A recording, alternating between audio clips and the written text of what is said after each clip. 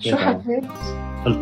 قلت لهم أنا جيت سويت هيك هيك هيك هيك مع الوالد، وطلبت البنت وجيت حكيت لتيمار بعد ما صار هذا الشيء كلياته، وكنت مبسوط إنه أنا حاكي لها هذا الموضوع إنه صار وراح إن شاء الله ناخذ بعضنا بالحلال. فتيمار صارت برود وقالت لي أنا ما بدي هذا الشيء وما حد طلب منك هذا الشيء، وليش ما قلت لي إنك أنت بدك تساوي هذا الشيء؟